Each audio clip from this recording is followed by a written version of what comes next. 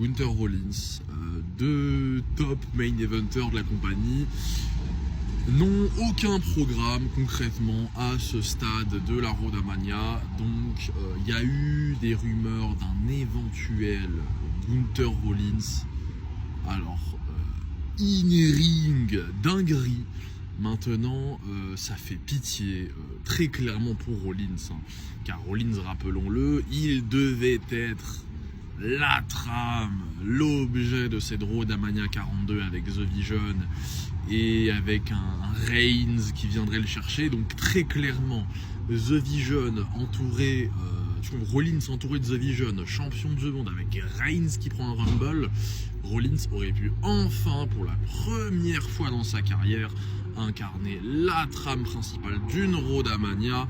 Et donc là en fait Rollins il vient de louper une année charnière dans sa carrière et vraiment un moment, enfin il a manqué un step quoi pour vraiment se hisser à la même hauteur que les plus grands de ce business. Et encore une fois là du coup il loupe ça à cause de sa blessure et de son penchant à vouloir prouver absolument qu'il est trop fort dans le ring, bien évidemment le prouveur ultime. Et en fait quand on voit comment tout s'est pété la gueule, même Breakker s'est blessé, même Bronson Reed, forcément ils ont bricolé en plus un truc en sortie Crown Jewel où il face turn.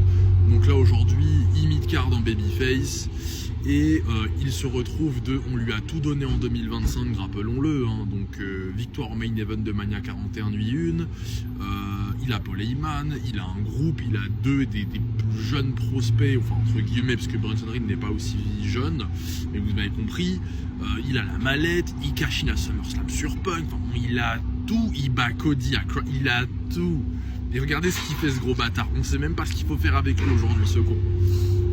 Et c'est pour ça que je dis que ça fait pitié, car là où il y a eu un énorme investissement en termes de construction du coup l'année d'avant pour du coup build là ce qu'aurait été cette road, et là on se retrouve à plus aucun sens, plus rien du tout, car forcément tout s'est pété la gueule dans les moments les plus cruciaux, et forcément dans ces cas là qu'est-ce qui se passe? Laisse place au bricolage. Mais là il n'y a aucun truc à rattraper, car tout le sens en fait de son histoire de The Vision s'en est vu c'est complètement écroulé quoi. Là où de base c'était son groupe à lui, là aujourd'hui il revient en babyface, il dit qu'il veut le détruire, sauf que les concernés principaux les plus puissants, Breakker et Reed, sont même pas là, donc quoi il se bat avec il a une équipe de mecs en cagoule contre Logan Paul, waouh, et théorie genre terrifiant quoi, dégueulasse. Et du coup il y a un Gunther, lui qui n'a pas de programme, qui est tout seul. Ce qui est avantageux avec Gunther, c'est que ça reste un main eventer, mais c'est vraiment le seul quasiment qui est plus ou moins un électron libre, car en fait depuis quelques mois maintenant son truc c'est carrière killer, donc lui s'il va chercher les vieux il les enterre. C'est pour ça que Gunther, il y avait eu des rumeurs avec Rey Mysterio notamment, mais bon apparemment il est blessé, mais franchement Gunther, Rey Mysterio à WrestleMania ça pourrait être cool.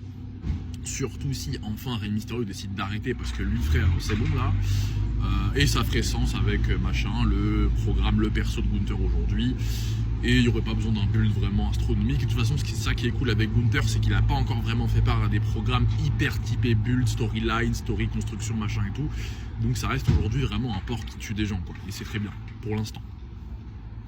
Mais du coup Rollins Gunther,